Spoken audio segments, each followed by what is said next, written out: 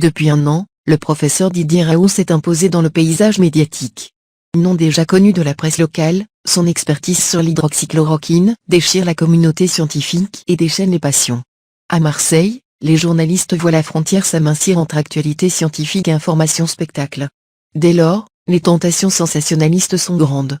Pour la presse locale, ce n'est pas une découverte. Son institut hospitalo-universitaire est connu, ses expertises convoitées. En revanche, l'ampleur du phénomène Raoult est inédite. Ses propos divisent en quelques mois la communauté scientifique. Le grand public se passionne. C'est Marseille contre Paris. L'infectiopole contre les autorités sanitaires, résume Étienne Baudu, chef du bureau RTL de Marseille. Les prises de parole du professeur se suivent et se confrontent à celles d'autres infectiologues. L'hydroxychloroquine devient le cœur d'un débat politique. L'emballement médiatique est inévitable. Fin mars, les journalistes de la presse locale se suivent dans les couloirs de l'IU, se faufilent entre les longues files d'attente de patients souhaitant se faire tester et se pressent dans le bureau du professeur. La saga chloroquine divise, il faut être pour ou contre. Didier Raoult, c'est le gilet jaune des blouses blanches. Son personnage est polémique. Il est très médiatisé parce qu'il en joue, explique Étienne Baudu. Les projecteurs de la presse internationale se braquent sur Marseille.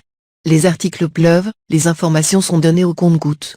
Le 17 mars, l'infectiologue dévoile les premiers résultats de ses essais cliniques.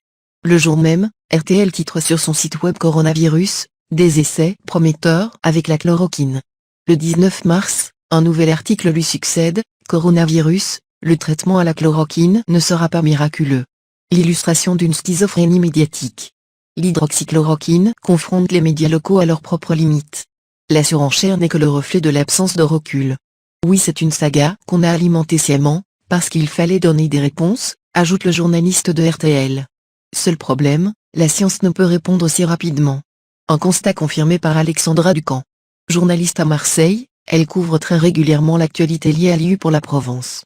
Le temps médiatique n'est pas celui de la science. Donc c'est beaucoup de pression, parce que ça change tout le temps, les informations se suivent et se contredisent, confie-t-elle. Les rebondissements dans la presse locale sont récurrents. Dans un moment d'hystérie où tout le monde veut savoir, où chacun a un avis sur la question, on a l'impression d'avoir de la dynamite entre les mains. L'omniprésence de l'infectiologue dans les journaux nationaux n'a fait qu'attiser l'effervescence à Marseille.